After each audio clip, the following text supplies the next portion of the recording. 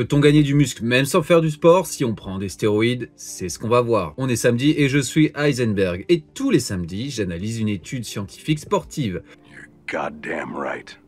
Bon, celle-ci n'est pas très récente, mais je me sentais obligé de la faire car tout le monde la référence sans arrêt. Tout le monde l'utilise comme argument pour dire que les produits dopants, c'est magique. Forcément, quand on va voir un pratiquant de musculation dopé et qu'on lui dit que son travail n'est dû juste à la sauce magique, il va être vexé et dire que non, c'est totalement faux. C'est pas les stéroïdes qui vont soulever la barre. Alors, on va voir ce qu'il en est. Est-ce que cette étude permet d'affirmer cela ou pas? Les effets de dose supraphysiologique de testostérone sur la masse musculaire et la force chez les hommes normaux. Cette étude date de 1996 et est extrêmement connue du monde du fitness. Qu'est-ce que les scientifiques ont fait? Ils ont pris 43 sujets mâles âgés de 19 à 40. Tous avaient déjà fait de la musculation et n'avaient jamais pris de stéroïdes auparavant. On a séparé ces hommes en 4 groupes. Un groupe qui ne faisait rien du tout et ne prenait pas de stéroïdes. C'était le groupe de contrôle. Un groupe qui ne faisait pas de sport mais prenait 600 mg de testostérone. Pour comparaison, la dose médicale de testostérone donnée aux hommes quand ils en manquent est de 100 mg. Donc à 600 mg, ouais, c'est une sacrée dose. Puis un troisième groupe qui avait un placebo, donc pas de stéroïdes, mais qui faisait la musculation. Et enfin un dernier groupe qui combinait les 600 mg de testostérone et la musculation. Pendant 10 semaines, ils se sont tapés 3 séances par semaine à raison de 4 séries de 6 répétitions. Ils faisaient ça sur quelques exercices globaux afin de travailler un peu l'ensemble du corps. Un jour à 90% de son maximum, un autre à 70% et enfin le dernier à 80%. Qu'est-ce qu'ils se sont aperçus après les 10 semaines de l'expérience? Bon, évidemment, ceux qui avaient le placebo et n'ont pas fait d'activité physique n'ont pas eu de changement notable au niveau de leur poids. Ceux qui avaient le placebo et faisaient de la musculation ont gagné 1,9 kg. Ceux qui ont pris de la testostérone et n'ont pas fait de sport avaient gagné en moyenne 3,2 kg. Et ceux qui avaient pris la testostérone et fait de la muscu ont gagné en moyenne 6,1 kg. Donc déjà, on peut observer une sacrée différence au niveau du poids. En ce qui concerne la masse musculaire, ceux qui n'ont rien fait en ont perdu un petit peu. Ceux qui avaient de la testostérone et pas de sport et ceux qui avaient le placebo et la muscu ont gagné à peu près la même chose. Et évidemment, ceux qui avaient testostérone et sport ont gagné encore plus. Et enfin, pour la force, on peut observer une amélioration d'environ 19% chez les personnes qui prenaient de la testostérone mais n'allaient pas s'entraîner et de 21% chez les personnes qui avaient le placebo mais ont fait de la musculation. Conclusion des scientifiques, les stéroïdes sont extrêmement efficaces pour construire du muscle et gagner de la force même si on ne fait rien. D'un côté, c'est logique, la plupart de ces stéroïdes ont été créés pour des situations médicales extrêmes et justement éviter que les gens perdent des tissus musculaires. Par exemple, si vous êtes atteint d'un cancer, une maladie grave ou des brûlures extrêmes. D'autres, comme le traîne, sont même utilisés à la base pour augmenter la masse musculaire de certains animaux. Mais évidemment, rien n'est jamais aussi simple que ça.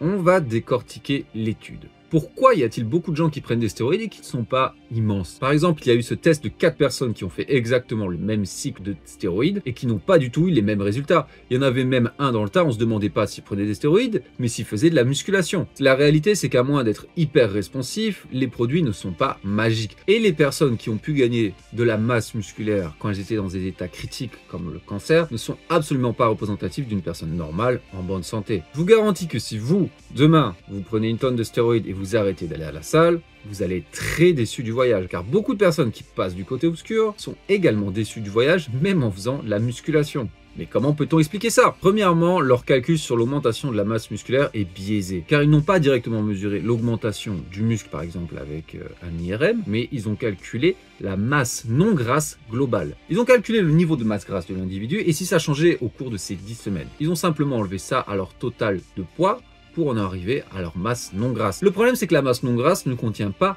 uniquement le muscle, mais également l'eau. Qu'est-ce qui va se passer quand on va prendre 600 mg de testostérone? Premièrement, on va faire 1 tonne de rétention d'eau. C'est bien connu du milieu. Il y a par exemple la fameuse moon face qui se passe lorsque l'on prend des produits. On a le visage qui gonfle, qui est plein de flotte. Mais ça va également jouer par exemple sur la balance azotée, qui est la quantité d'azote, de protéines totales dans le corps, ou les stocks de glycogène. Bref, si ces personnes ont gagné en moyenne 3 kg de flotte, ça me paraît vraiment pas insensé. Donc ça déjà, ça va expliquer en partie l'augmentation du poids et non pas de la masse musculaire. Surtout, il y a quelque chose de très étonnant avec cette étude, c'est qu'avant qu'ils commencent les 10 semaines protocole, ils ont observé 4 semaines de contrôle. C'est-à-dire que pendant 4 semaines, les individus n'ont rien fait. Pas de musculation, pas de produits, que dalle. Qu'est-ce qui se passe si vous arrêtez la musculation pendant 4 semaines? Vous allez perdre du muscle, vous allez perdre du glycogène, donc qui est le sucre stocké dans le muscle. Et vous allez perdre de l'eau également, il y aura moins déjà de glycogène. Ensuite, vous vous injectez, et là, effet inverse. Puis ensuite, ces individus n'étaient pas contrôlé. Ok, on leur a dit, tu fais pas de muscu pendant 10 semaines. Mais on prend des personnes qui ont l'habitude de faire de la muscu et on leur dit de rien foutre pendant tout ce temps-là contre 100 $. Lesquels n'ont vraiment rien foutu pendant ces 10 semaines, lesquels sont devenus fous de rester 4 semaines à rien faire. Surtout que si on vous donne des bons stéroïdes de grade pharmaceutique et qu'on vous dit, bah voilà, vous n'allez pas faire de muscu, c'est dommage, hein. Je pense qu'il y en a certains qui auront voulu essayer ce que ça donne. Voir un peu si c'était aussi efficace que ce qu'on leur a dit toute leur vie. Et même s'ils sont pas allés à la salle, est-ce qu'on connaît leur métier? Ça se trouve, il y en a dans le tas qui passent leur journée à soulever des caisses, qui sont déménageurs, qui sont forgerons, que sais-je. On va faire les courses, on va faire du bricolage, on va promener les chiens, on va monter des escaliers. C'est pas comme s'ils étaient restés allongés dans le canapé toute la journée. Sans compter que les produits dopants ont un stress sur le corps et les organes, et que certainement ça va jouer sur votre cerveau si vous êtes là à sentir qu'il y a ce coup sur votre corps mais que vous n'en profitez même pas. Vous voyez les changements opérés, surtout en utilisant des protocoles peu adéquats avec une injection par semaine, peut-être des boutons, de la rétention d'eau qui va encore plus jouer sur votre état psychologique et votre corps. Mais comment expliquer du coup que ceux qui n'ont rien fait ont pris des stéroïdes ont gagné quasiment autant de force que ceux qui s'entraînaient? Eh bien on sait que les stéroïdes vont directement affecter le système nerveux et vont beaucoup augmenter la force. C'est pour ça qu'il y a certains athlètes qui ne comptent pas gagner du muscle, qui n'essayent pas de gagner du muscle pour rester dans leur catégorie de poids, mais ils sont quand même ultra forts grâce aux produits dopants. Votre cerveau va recruter plus de fibres musculaires et mieux les utiliser. De plus, le protocole me paraît un peu aberrant. 4 séries de 6 à 90% de son maxi, qui fait ça?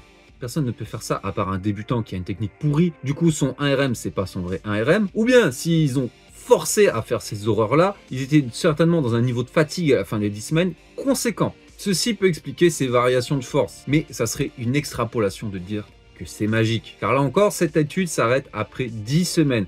Et je vous garantis que si on l'avait fait sur 3 mois ou 6 mois, les gains effectués par les personnes qui ne faisaient pas de sport mais prenaient des stéroïdes auraient commencé à stagner, voire même à diminuer, tandis que ceux qui continuent la muscu mais ne prenaient pas de stéroïdes les auraient largement dépassés. Donc oui, sur le court terme, clairement, ça peut créer quelque chose de radical. Mais sur le moyen et le long terme, c'est vraiment pas le cas. Après, évidemment, c'est difficile d'avoir suffisamment de données car il y a peu d'études qui sont faites en utilisant les stéroïdes sciemment et la musculation. Mais il n'y a clairement pas de preuves suffisantes pour indiquer que c'est magique. Et moi, je vous le dis en pleine connaissance de cause, c'est pour ça que pour le moment, je m'y suis toujours pas mis. Le bénéfice est quand même relativement maigre par rapport à ce que ça nous apporte, à moins d'avoir la génétique, à moins que vous vouliez vraiment en faire votre travail et la compétition, ou que vous êtes animé d'une passion pour le bodybuilding dévorante, n'essayez même pas. Donc, arrêtons les partis pris. Allez plutôt vous arracher à la salle, faites attention à votre nutrition, votre entraînement et surtout votre sommeil, qui je vous le garantis sera encore plus efficace que les stéroïdes.